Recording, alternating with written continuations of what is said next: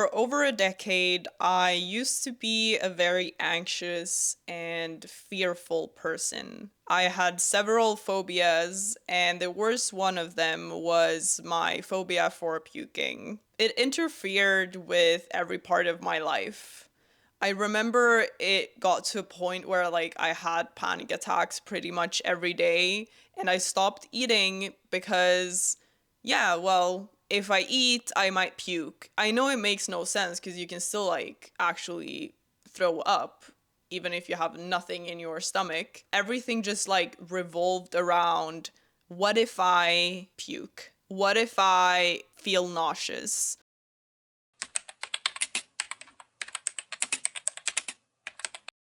As I said, I had panic attacks pretty much every day in certain periods of my life. I had one of those periods when I was 12, I think.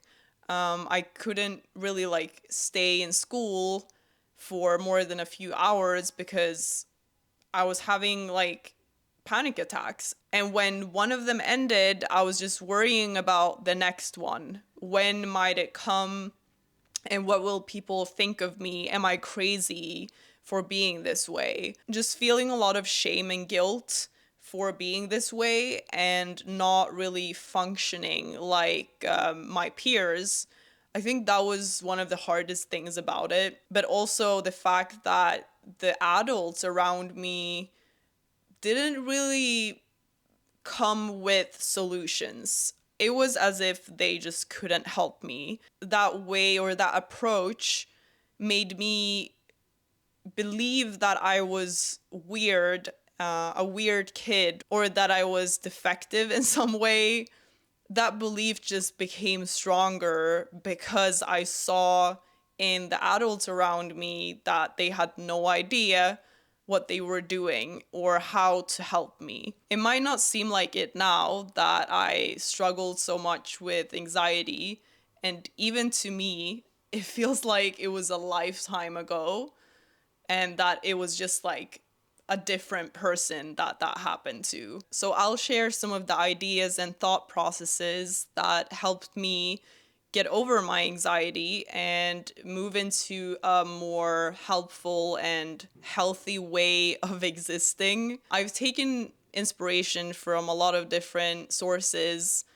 There is not really one single person or one single thing that has helped me. I've read a lot of psychology books and just mixed it into my own little therapy.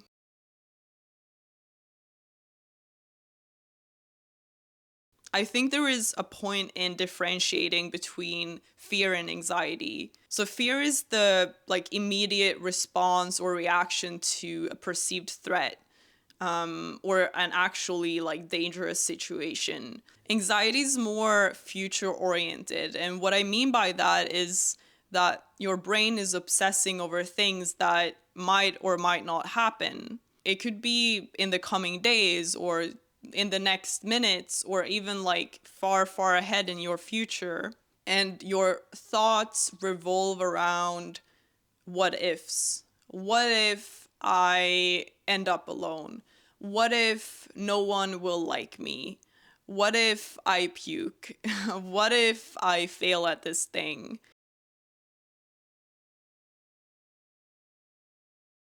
My first win when it comes to anxiety and that whole healing journey is that I'm a very analytical person. And yes, that could definitely be both a disadvantage and an advantage in this situation, because I think the analytical part is also why you're obsessing over certain things. But the analytical side could be a benefit because you're more likely to notice patterns. Noticing patterns in your thought processes and your feelings. One of those patterns that I personally noticed was that panic attacks happen in a very similar way. So for me, usually what would happen is that I'd have a what if thought that would just trigger a whole series of feelings. And those feelings would then signal to me that something is wrong, something bad is going to happen.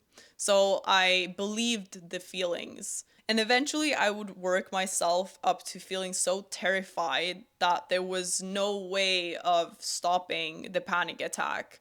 And panic attacks usually have like a high when the feelings are at its worst. And that's when you believe that, shit, I am going to die. And then after a while, it will automatically calm down because your body couldn't possibly be in that state for too long.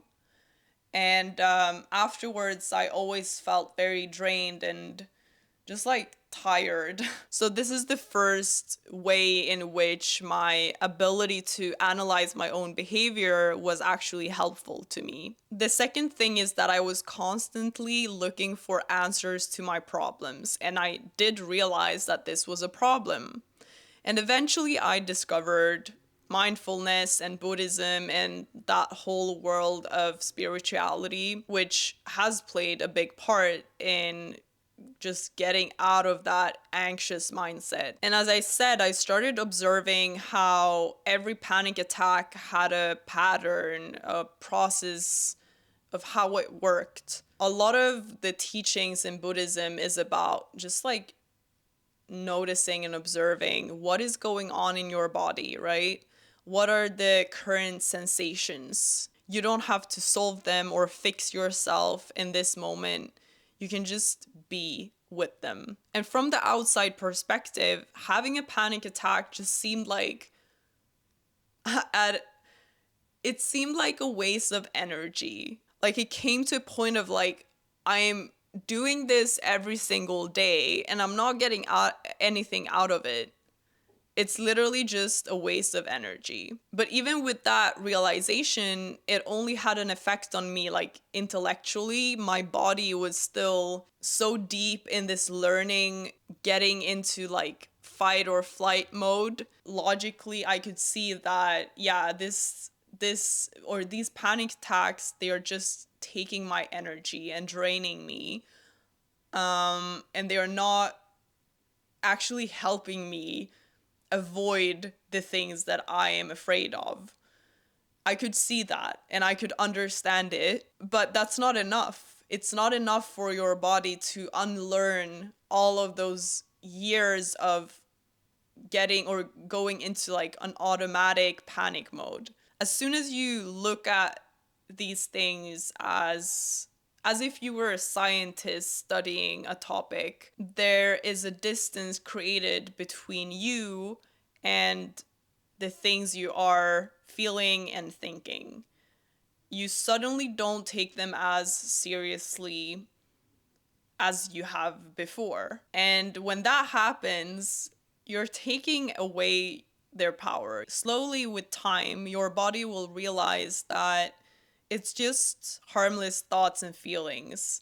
You're not going to die and everything will be all right, and that there is really nothing to be afraid of.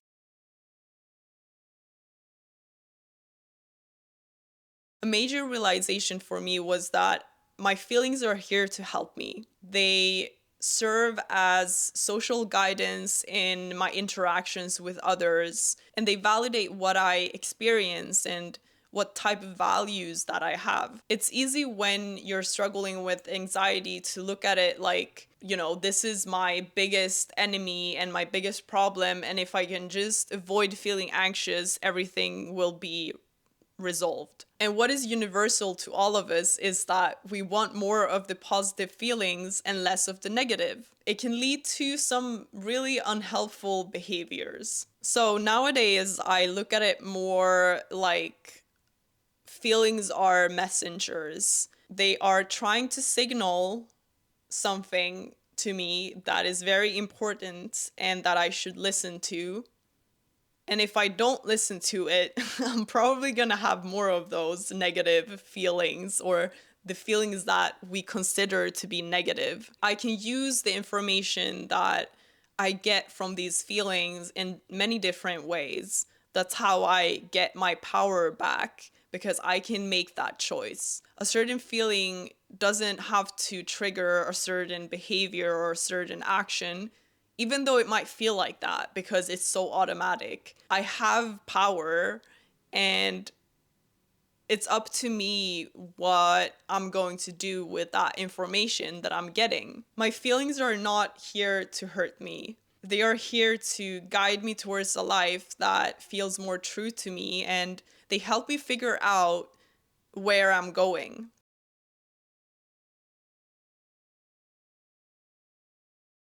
Most people think of courage as, or a brave person, as someone who is just like naturally not afraid of anything. In reality, courage is not about the absence of fear.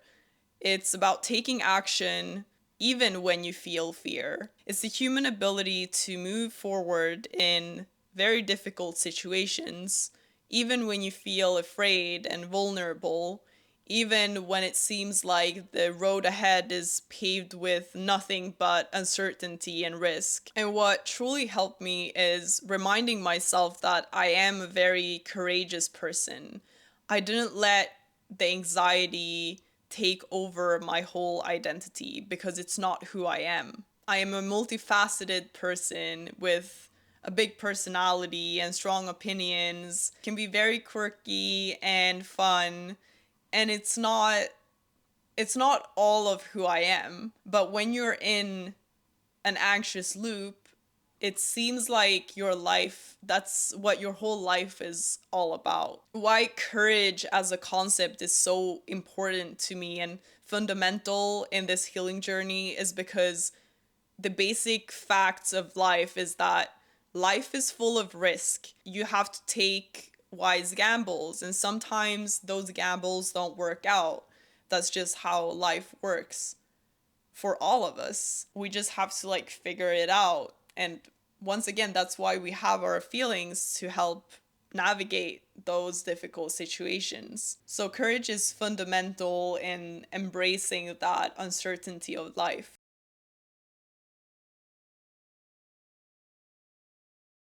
Before I end this video, I just want to give you like a very practical tip that I use a lot. So when I wake up, let's say with anxiety, I decide that on this particular day, I will only focus on the next 30 minutes. I don't have to figure out what I'm doing in the afternoon. I don't have to know every step of the way. Usually, as anxious people, we are very skilled at catastrophizing every part of our lives and imagining the worst future ever. So it's just very helpful to break down a day in different parts. I usually write like a short to-do list in a very like simple way, not too many tasks. I even write down like just eat breakfast, you know? My day becomes more manageable and it doesn't feel like my whole life is scary, and it also doesn't seem as daunting to exist. With all of this said, it doesn't mean that I eradicated anxiety from my life. And that wasn't the point either. It just became more manageable and I could actually live a life that felt more aligned with my values.